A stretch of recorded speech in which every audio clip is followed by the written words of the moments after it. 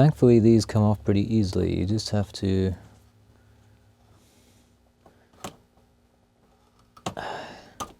get under them with the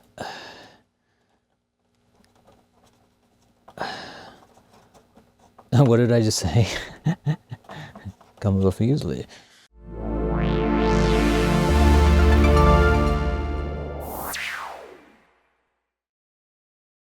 Well, welcome back to the ongoing Technics keyboard project.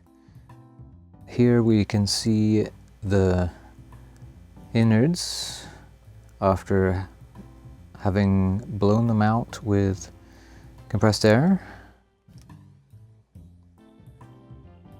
Looking far cleaner. Still some corrosion happening in there in certain places. Not much I can do about that.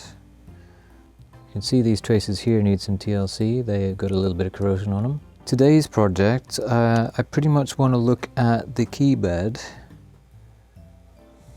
and see if we can get those non-functioning keys working. Should be able to work this out.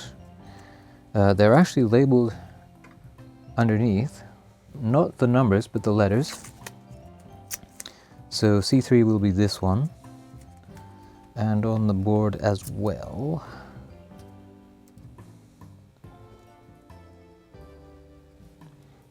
As long as we're close, we're gonna clean all the contacts if we can. But at least if I know roughly where they are, I can concentrate on those particular spots and also look for broken traces if there are any. Right, so trusty screwdriver. Let's take this off of here. I should mention that I'm being careful to ground myself before touching the circuit, just by touching the metal.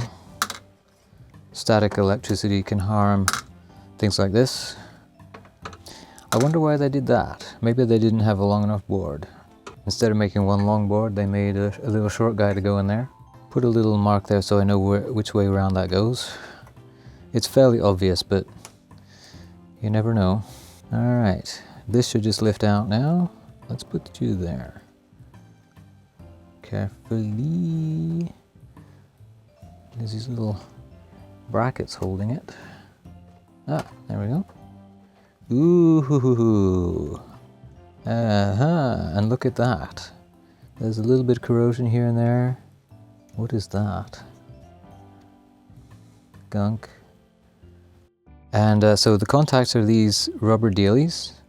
Underneath there is, if you look there, that is 2 carbon pads. Each has a trace leading to it. And then this little carbon nub here presses down and bridges the gap between them and creates a circuit. And they have little rubber nubs here holding them to the board. So I'm going to take all of these off one at a time, I think, and clean as I go.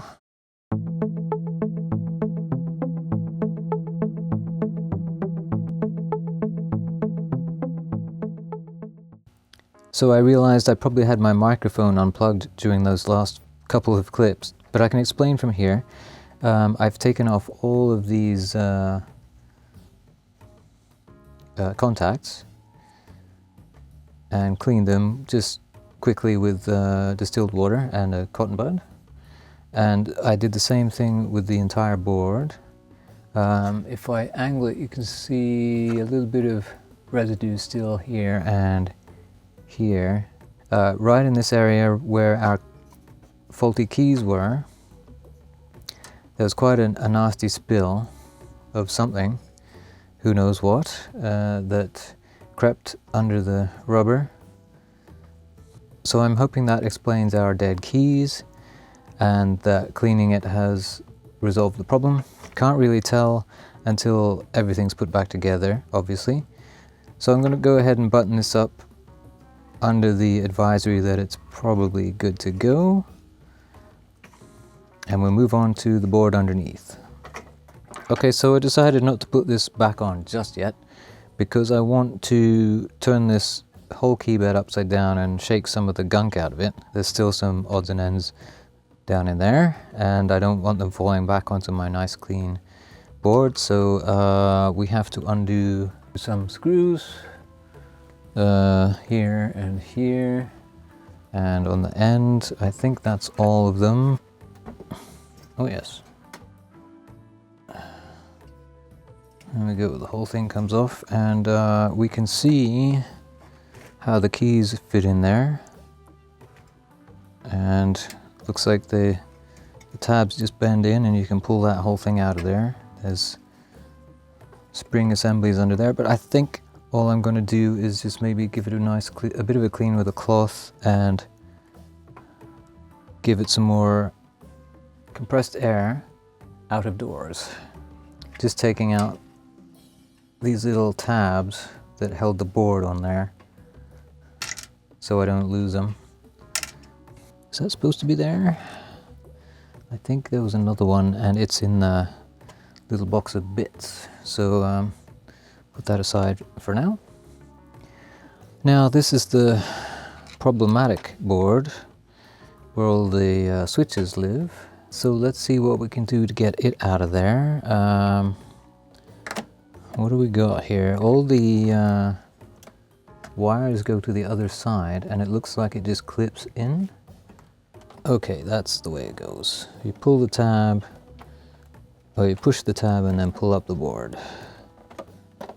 What an archaic way of doing things.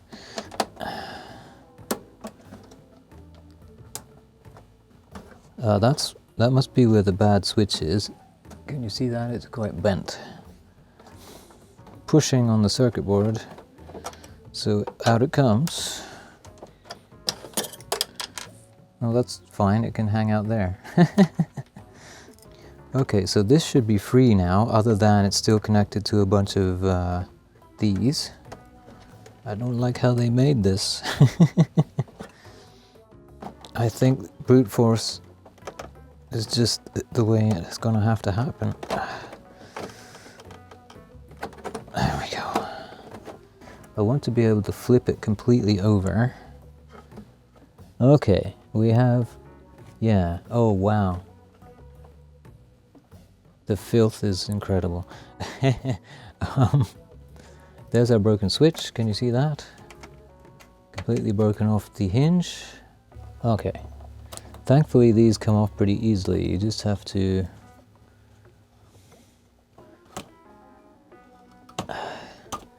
maybe I can leave those ones on. That sounds like a better plan.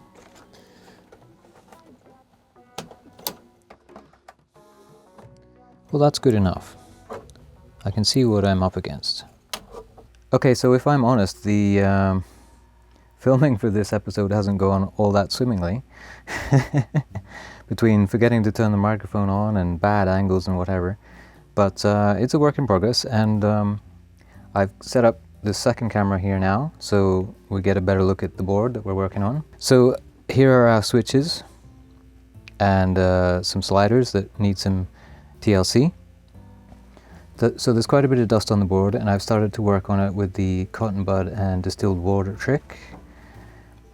I'll eventually do this to the whole board. The sliders, well, the outside doesn't matter too much, but it's kind of ugly, so let's get rid of the bigger lumps. Okay, so let's work on the buttons first of all. It's nice that they're all labeled like this. I'm going to do just a few of them so that you can see, and then I'll do the rest off camera. So we'll start with start. Yeah, see, look at that. And then we just give it a bit of a, like this. Work it back and forth. I'm going to give it a bit more.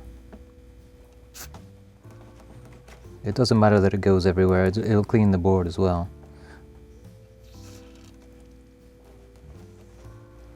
And with any luck, that'll work away in there and clean any gunk out of the contacts.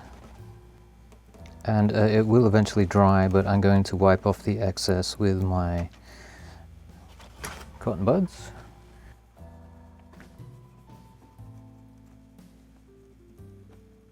Now the faders, they take a little more extra care. First they need this stuff. Got to get in behind this little rubber layer.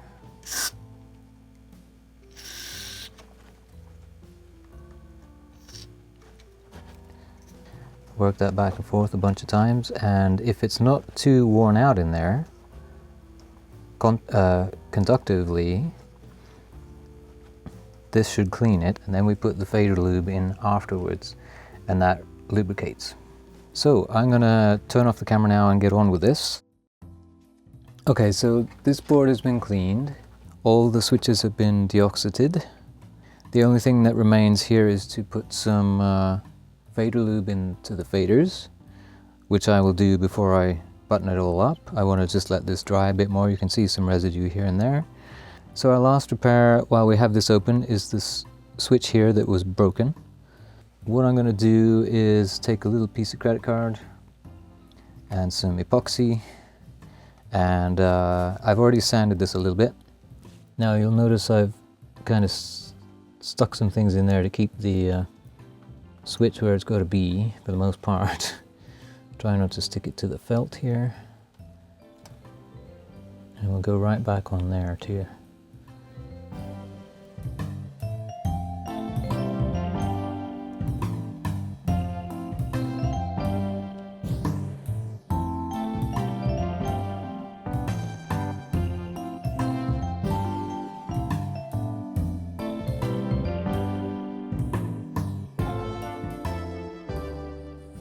We just cross our fingers now. I deoxidated all the switches. I actually gave them a couple of goes because I wasn't too sure about these. And then the sliders have been deoxidated and squirted a bit of this fader lube in there. They're pretty nice now. Some are a little stickier than others, but way better than before when they were just kind of crunchy. Okay, so here are the other boards we're going to work on. There's a little bit of corrosion happening on here from whatever was spilled on the case. So I've got my isopropyl alcohol here and some cotton buds.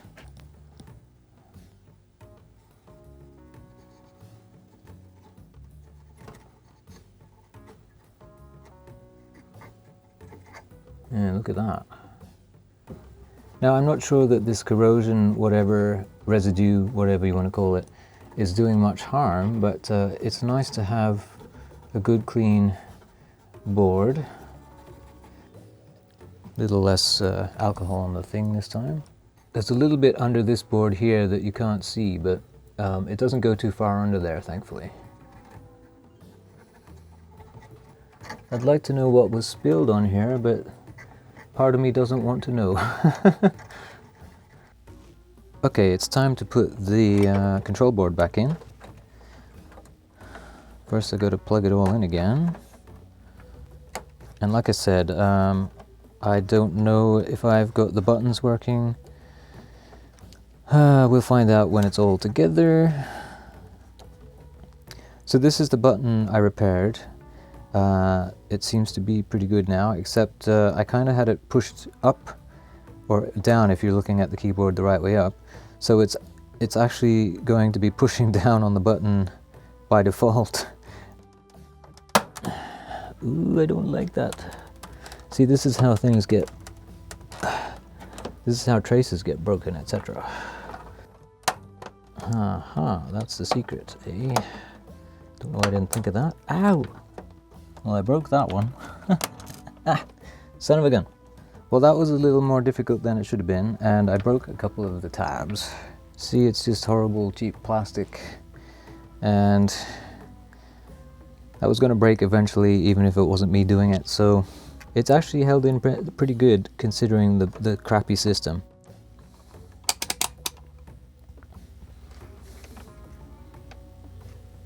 Yeah, that one actually works.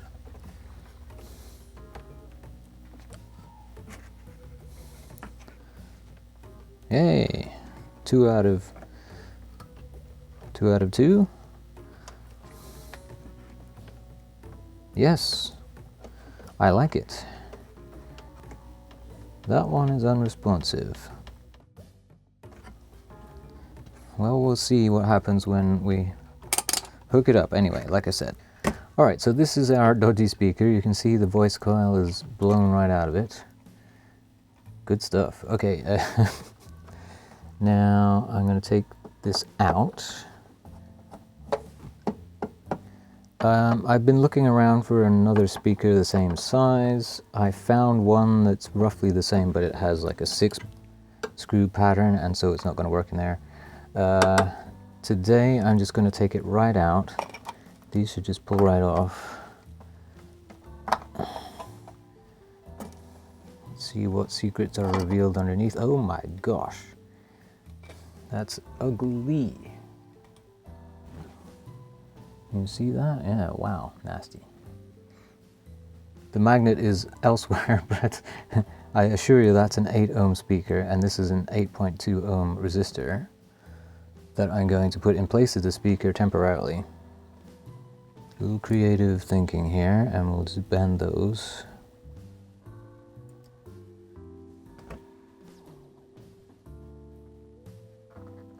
Okay, a little electrical tape to keep that secure.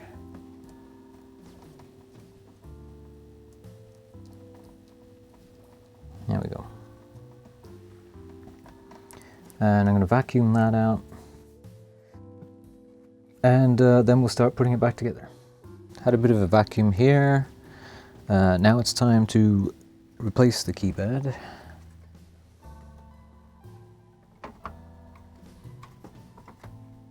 Plug her back in.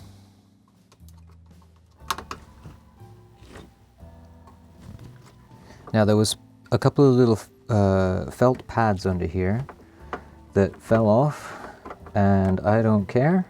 So I really should clean under that speaker first, shouldn't I?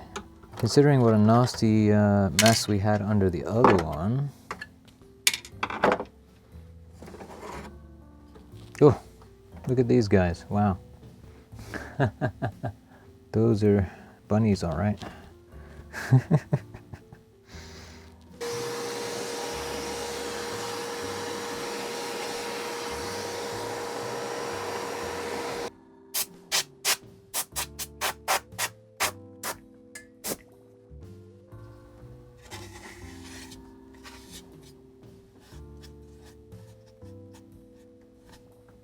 Alright, so that's the innards back together and looking pretty clean. Alright, we'll close it up. Oh wait, yeah, almost missed that screw. That goes there.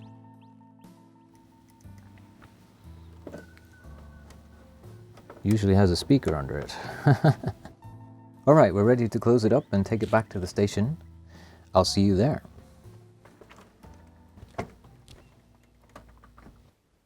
Well, here we are, it's all back together, and here's the speaker we took out. The bottom end of it lives in this little container with the marble I rescued from the talking typewriter. Yeah. So souvenirs from our repair job here. I ran out of time to test this today, but rest assured I'm going to film that for another episode. Until then, thanks for watching.